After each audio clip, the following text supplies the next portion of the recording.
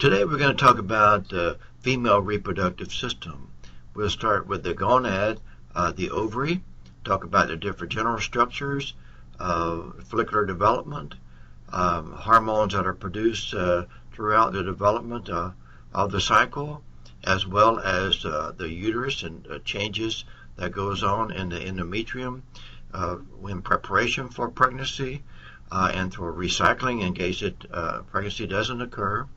Talk about the fallopian tube, the different components of the female reproductive system, and how they contribute to the production of the female gamete, the ovum. Thank you.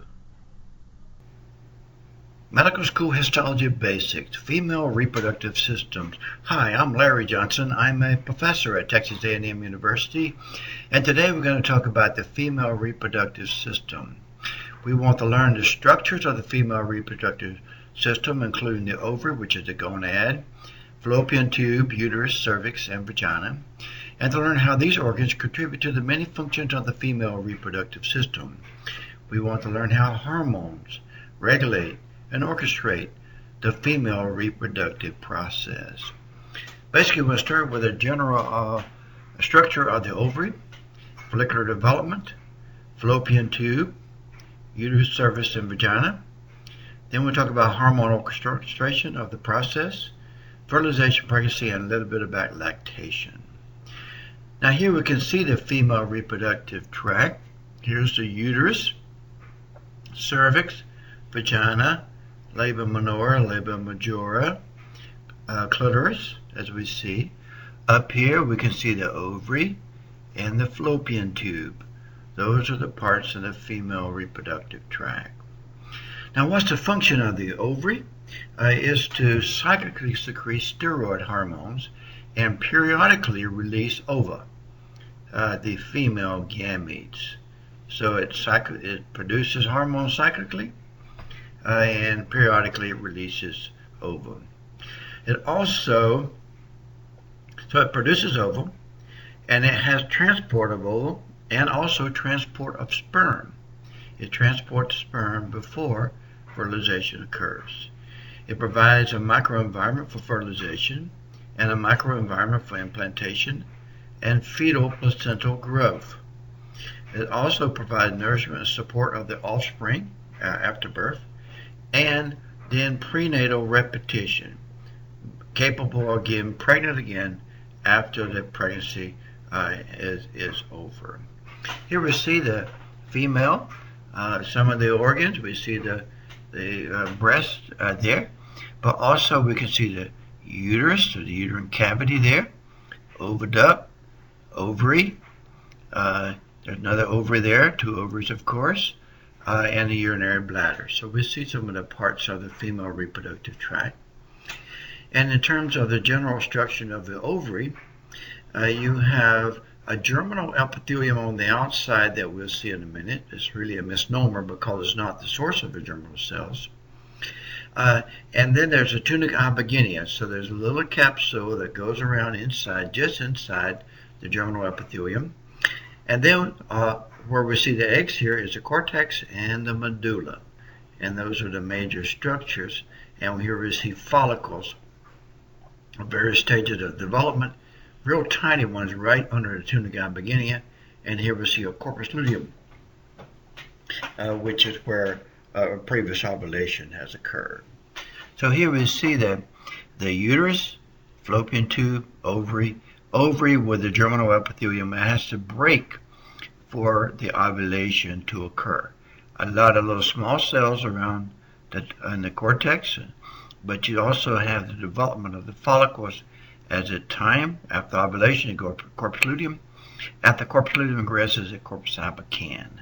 And of course, these hormonal changes influence the growth of the uterus that we'll talk about there, of the changes in the endometrium. In the uterus, there's a stratum functionalis, and that's what changes with hormones. Stratum basale pretty much stays the same. So here we see the uterus.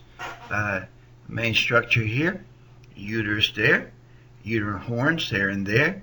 We see the ovaries, and the ampulla, the isthmus, and then you see the the uterus. Uterus, you have the lining with the endometrium, and then you have the myometrium as a muscle, and then the perimetrium is the serosa on the outside. Cervix, os of the cervix, and the vagina that we see. Look more at the ovary. We see that these small cells here are primordial follicles. So you have to know the different follicular development. You get primordial, and then you get primary follicles. And the primary ones, as we'll see, has cuboidal cells, one layer or multiple layers, and then when it has a cavity inside there, it's a secondary follicle. And then that's the beginning of the antral follicle, the Graafian follicle that has different structures there around the egg. So here's the egg all the way, and then finally ovulation of the egg. Some of the cells of the granulosa cells come out with the egg. And then when that regresses, it gives you corpus luteum, and then the corpus albicans when that regresses. So here we see on the ovary, the outside, we see the germinal epithelium that we see there, and we see tunica albuginea, connective tissue inside. And then we see some eggs that are surrounded by squamous cells, and those are the primordial follicles. And then the primary follicles, the cells are no longer flattened, they're cubed. And you may have one layer or you may have multiple layers for the primary follicle. Here again we can see the primordial follicles. Here the primary have the cube cells as opposed to flattened cells in a primordial. Here we see the oocyte, and then we see follicular cells around it. Tunica albuginea, germinal epithelium, and then here's a theca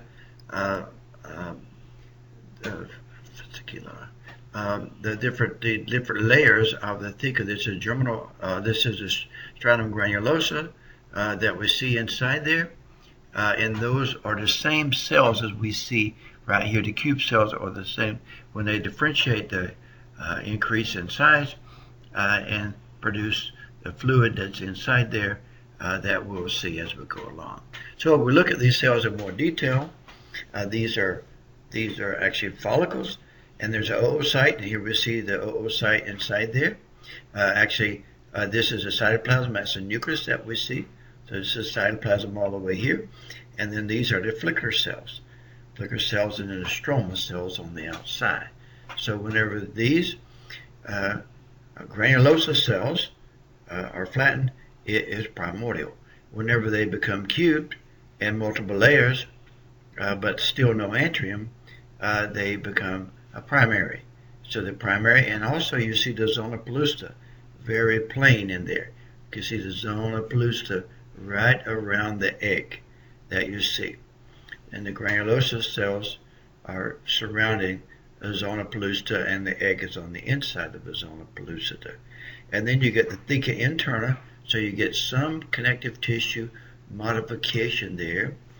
And then when you get to a more mature follicle, you got an antrium, cavity, still have the egg, and then you have the theca interna and the theca externa. So the theca externa is another layer of modified connective tissue around it. Theca is, both of them is connective tissue modified during the process. And here we can see the theca externa, theca interna, and then this is the liquid that we have there. And inside there, we would have the egg. We don't see it in this particular view, but there's the egg inside. There's this nucleus. You got the corona radiata, or the cells that are around it. Cumulus oophrus is a little heel that connects the egg to the granulosa cells. This is membrane granulosa, theca interna, theca externa, located there. If we look at this one, we can see the oocyte. We can see the zona pellucida in through there. You can see the cumulus oophrus, corona radiata, granulosa follicular cells in through there, theca interna, theca externa, and here we see tunica albuginea, primordial follicles, several primary follicles, and this is a tertiary follicle when it's just about ready to ovulate. This is the corpus luteum over here that we can see. Let's see, you can see it right there, and also see here. And the theca interna becomes the granulosa theca lutein cells. Granulosa lutein cells. No, the granulosa lutein cells are the granulosa cells that becomes part of the main part of the corpus luteum that we'll see later on. But the theca interna cells also become a theca luteum, which are the smaller cells that we'll talk about here in a minute. But right now, we have stroma in through there, which is connective tissue, and you have the oocyte.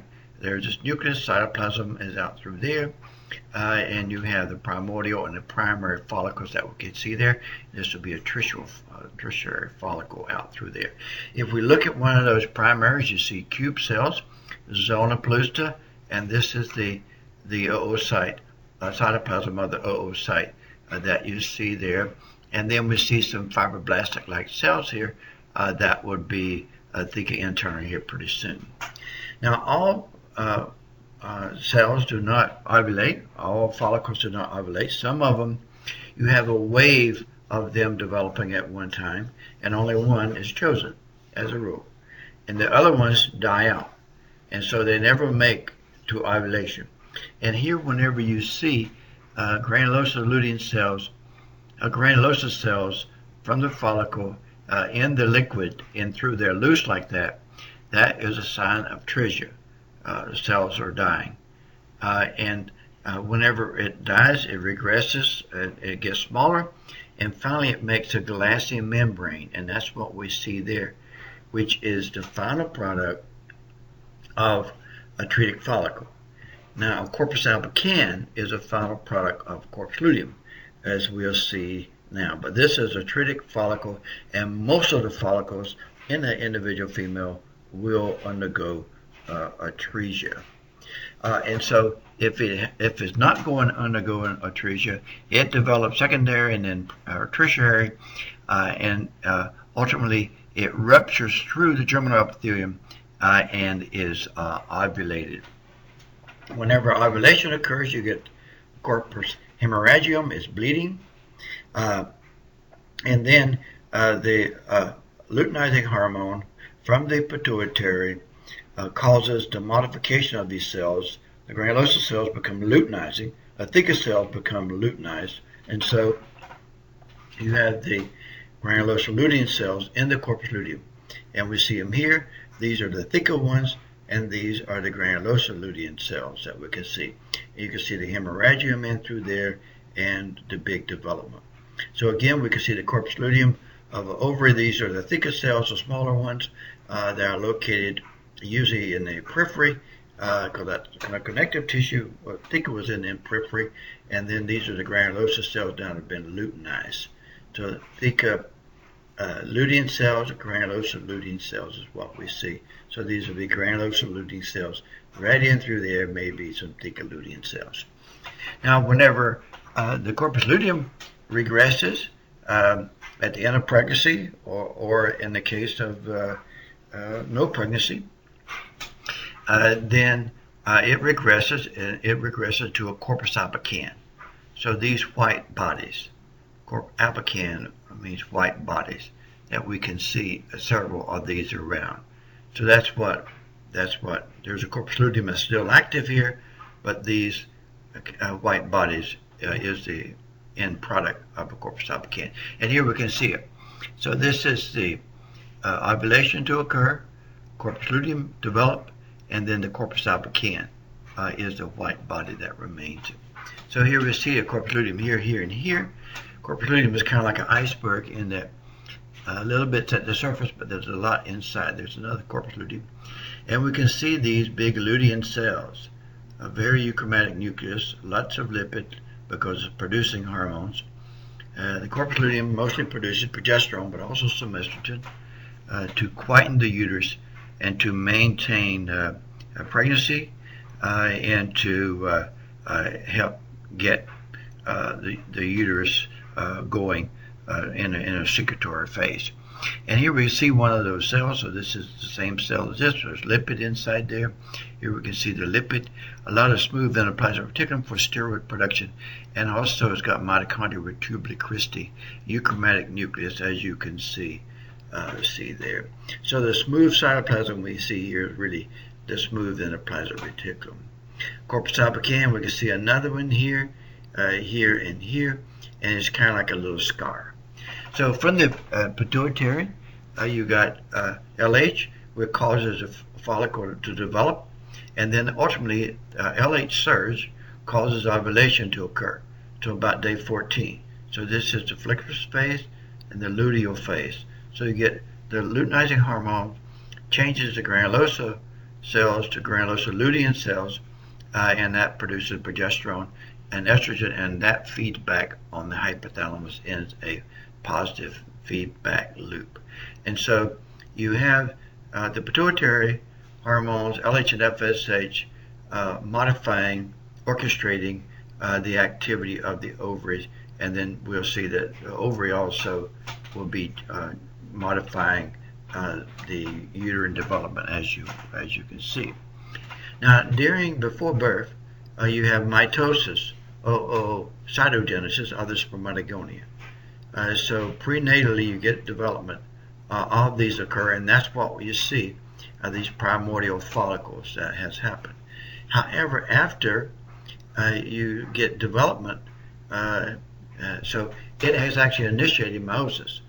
So it's in the early stage, the dictyate stage, that the egg is found. So these are primordial follicles that you see there. This is not one because it's already got a polar body.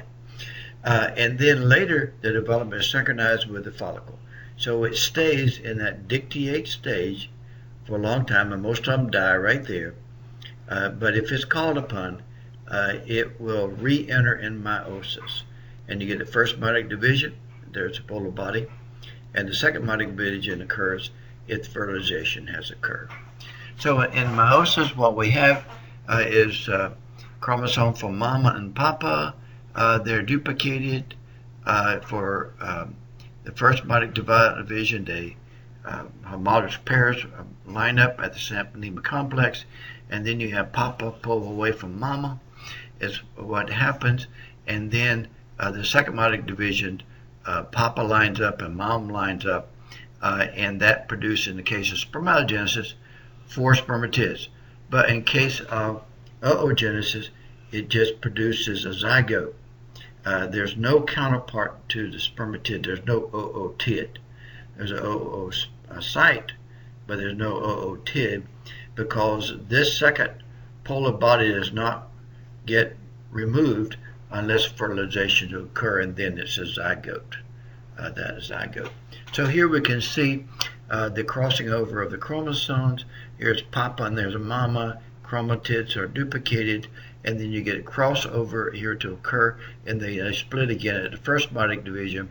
Papa pulls away from mama. Second meiotic division, 1 pulls away from 2, and 3 pulls away from 4 is what happens. But only one of them is the DNA in the cell. The other ones are in polar bodies, which are excluded. And here we can see what happens before birth. You get the mitotic activity of the spermatogonia, and they enter in meiosis, and that's our the primordial follicles have the primary oocyte inside there, because it has gone through its mitotic activity and now has entered meiosis. So meiosis is turned on and then is turned off right there at birth. But after birth, it's turned on again if that follicular growth calls upon that particular oocyte. If that particular oocyte is called upon with the follicular development, and who knows how that's done, then it will turn back on meiosis. But then it stops again. So it stops again and doesn't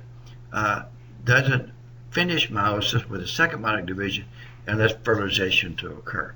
So it has to be activated by sperm before, and then at the completion of the meiosis, instead of being ootid, is a zygote because it never would complete it unless it's fertilized. So in the female, you turn meiosis on before birth, then you turn it off at birth, and then you turn it on again with follicular development. But not till the end, not till you get activated with a sperm will it actually complete, and then you got a zygote. And so here we see the fallopian tube. There's the ovary, there's the fallopian tube. You have the infundibulum with its fimbria that projects up through here that surrounds around the egg, and it brings it in. It's got ciliated cells that coats the egg in from the peritoneal cavity. And then here we see the ampulla, isthmus, and initial segment like the, and here we can see this is the uterus, and so the ovary, fallopian tube, the ampulla would be right in here, isthmus as you're coming down. So here's the ovary, and you can see the infundibulum, which is actually attached to the ovary, as you can see in this particular case. It's attached in some places, but basically it's just have little finger-like projections.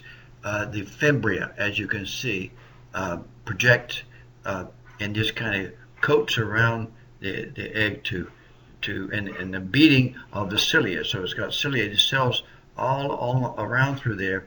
That facilitates a current to bring the egg into the fallopian tube. And so here you can see then the ampulla, you have these projections, and through there this is the one end of the oviduct, and then here we can see the ampulla region of the oviduct. So you either have free fingers or you have it enclosed in smooth muscle, as you see. But in either case, you have ciliated cells. Some secretory cells without cilia, but there's also, and this is part of maintaining the environment for fertilization, for sperm to live and exosperm to live, and for the zygote to live temporarily until the uterus is ready. So we have the muscularis that surrounds the ampulla, and the contractions inside there is what moves the fertilized egg along.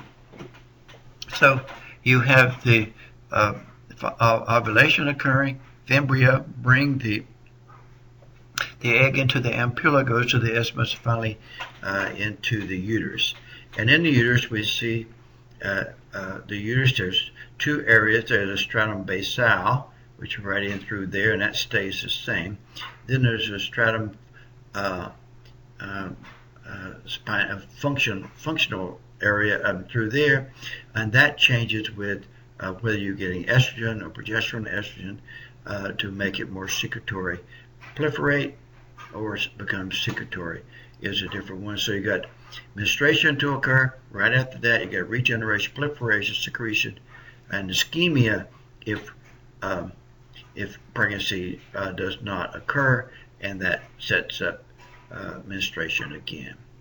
And so you can see the different days, and then at the very end we have the decidual reaction. If the decidual reaction occurs there, in case fertilization does occur. So here we see the myometrium is the biggest part, the endometrium, which is responsive to the hormones, and then we have a broad ligament that went through there, and the perimecium on the outside. In the functionalis, you have spiraling arteries that we'll talk about it later on. So of the different regions, the outside, the perimetrium has been removed here. We have the myometrium, and this is the endometrium, all in through there. And this is a functional zone. So this is a functional region, zone, functionalis in through there, and this would be the basal region right in through there, and then this is functional region. So of the different ones, you got the serosa out through there. You also have the myometrium, and then the endometrium. So you got the muscle layer and the endometrium, and you got the zona basal and then the zona functionalis in through there. Mesothelium that we see out through there, where the ovary is covered by germinal epithelium, as opposed to the here in the epithelium that covers the uterus. And so we've got the basal layer in through there, and then we've got the functional layer in through there, which responds to the hormones, maybe proliferate, maybe become secretory. And then also what happens is the spiraling arteries that come up through there becomes more tortuous and more active as we go along. And here we see the spiraling arteries. The spiraling arteries are here so that the basal layer, which is right about through here, that will supply the arteries that go to the functional layer if the functional layer is there. If not, it just pulls back and gets ready for the next time around. So these will be the glands in through there, and this is a spiraling artery. And here we can see the spiraling artery up through there in the endometrium. You can see where it is right here from the basal, projecting up into the functionalis. So we have different phases of development.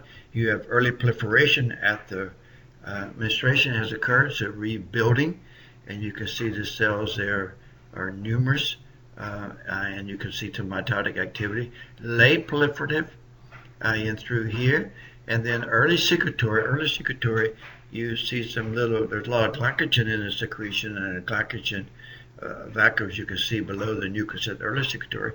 And then late secretory, the cells are smaller, and you can see the spaces are bigger in between there for the late secretory.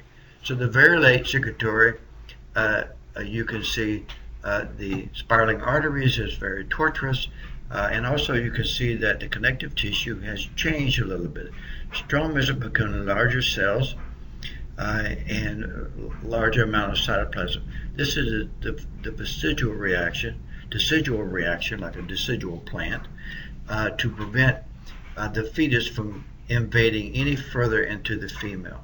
So if the implantation occurs in through there, then the fetus will not enter in beyond the decidual reaction. And of course, there's hormones that orchestrate the whole process. You got from the pituitary, hypothalamus, and the pituitary, the FSH stimulate estrogen production before ovulation, and then after ovulation, luteinizing hormone causes ovulation for one thing. One surge causes ovulation. This is where the pill, birth control pill, works. It prevents the LH surge, so you don't get ovulation to occur. And then you get the corpus luteum development, progesterone, estrogen that cause the secretion of the endometrium. So you get the secretory phase, and then if pregnancy occurs, everything goes. It continues. Corpus luteum continues. If it doesn't, the corpus luteum regresses, and you get ischemia again. The spiraling arteries pull down, and so you get death of the tissue to occur. In terms of fertilization to occur, you have the zona pellucida. And through here you can see the zona pellucida, and this is the space between the egg and the zona pellucida, and so you've got the sperm binds to it, and then it undergoes an acrosome reaction. So the acrosome reaction, as we'll see in a minute, is a fusion of the outer acrosomal membrane and the plasma membrane, and that yields the enzymes which are necessary to penetrate to the zona pellucida, and then it goes inside there, and then the head goes inside the ovum, and you get decondensation of the nucleus, and then you get the nucleus and the binding of the two nuclei once you're in there to make the two end. So each one, the ovary, the ovum, as well as the sperm, each brought in one end. That makes a two end individual. Here we see the acrosome reaction. These are the nuclei of the sperm, and you can see the little vesicles here where you get the fusion of the plasma membrane and the outer acrosomal membrane, and that makes these vesicles, the acrosome reaction, and that makes the enzyme which are in the acrosome available to allow the sperm to penetrate through the zona pellucida. And so here we see the oviduct where the egg has been released, fertilized. It takes about 5 days for the egg to get through. It's already fertilized, its early divisions to occur before it actually implants into the uterus. And so that timing gives the uterus a time to develop from the ovarian hormones to the secretory phase, so it'll be able to accommodate the implantation to occur. And here we can see this is the myometrium, the endometrium, and we can see about a 10-day-old fetus has implanted there. All we see is the membranes. We don't see the fetus itself. We just see the membranes, but it's a real early one on.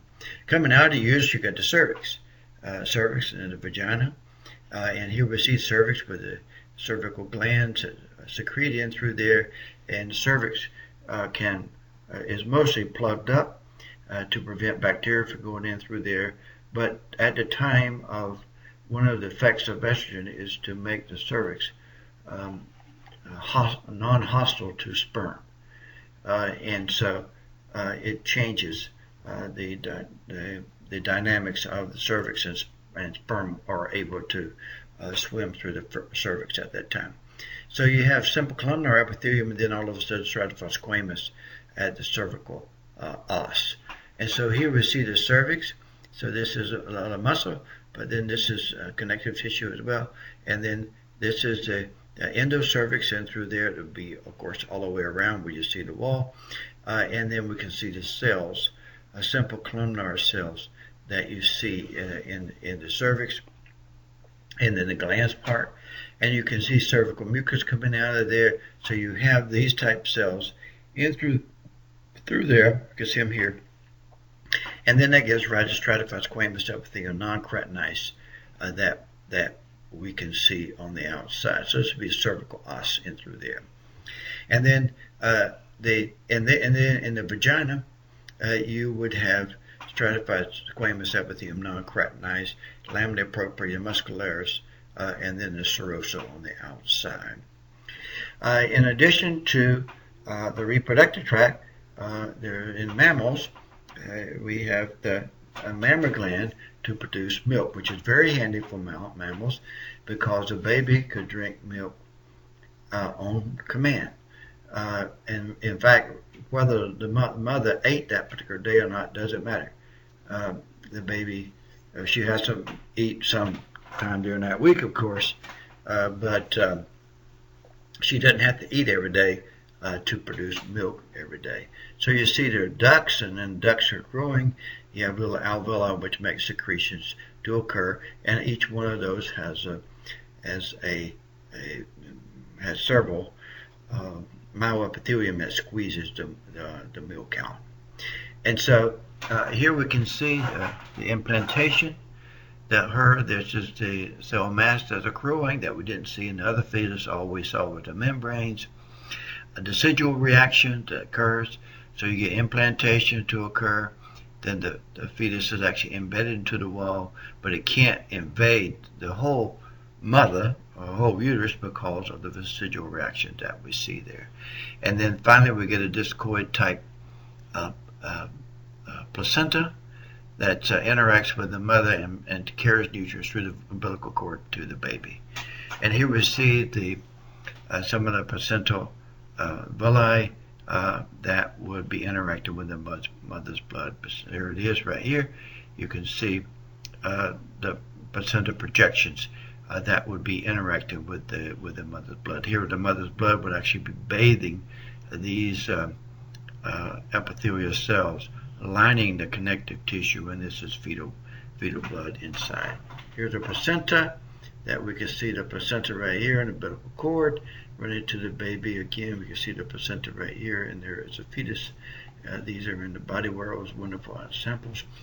And then we see the umbilical cords. It's got two arteries and a vein that we can see in the umbilical cord. If you look at remember the different types of connective tissue, one of the connective tissue is a mucous connective tissue, which is one of the connective tissue with special properties, and the mucous connective tissue is what you have. It's very soft and cushioning, provides a cushioning, but nevertheless it's stout as well. Not as stout as collagen, but it helps maintain the blood vessels inside there, protect them. And also nourishment to protect offspring is one of the things that the female reproductive does.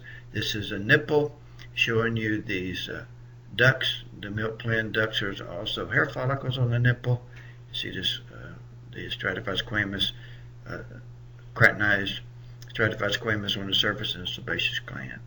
Here we see the breast where the cells not developed too much. There's mostly fat in the breast. So here we can see blobs of in the pregnancy. You can see the development of the alveoli.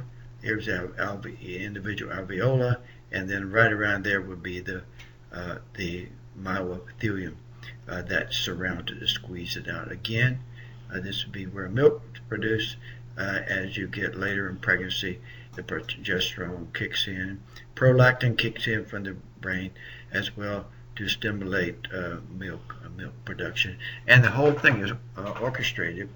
The milk production too, where you have estrogen or progesterone and estrogen to stimulate the development of the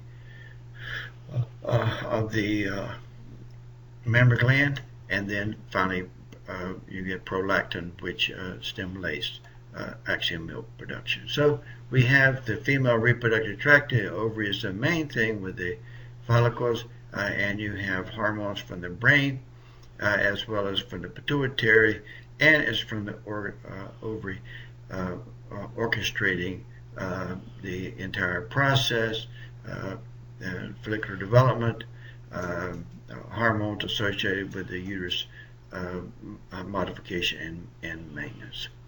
So in summary, the function of the female reproductive tract is to produce gametes and also cycle in order to facilitate mating and also for facilitate changes in the female reproductive tract.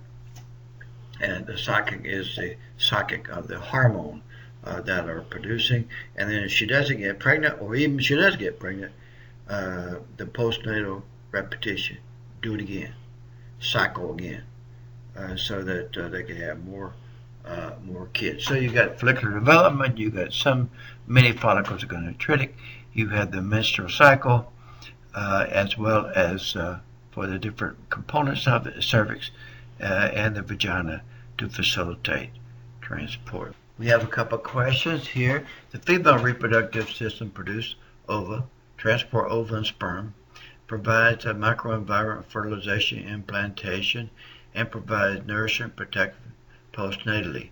To accomplish these functions in constant repetition, coordination of organs is paramount.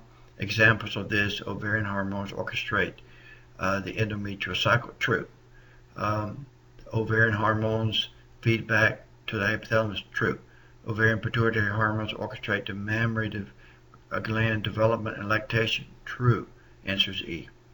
Oogenesis differs from spermatogenesis in gonadal hormones that regulate the function of accessory glands. True. Testosterone in the male, estrogen and progesterone in the female. Cyclic nature of function of the ducts associated with the gonad. Things pretty much are constant in the male, but they do cycle in the female. Temperature gonad. True. Gonads are in the body cavity of the female, body temperature, but in the male it is in the scrotum, is cooler. Answer is E.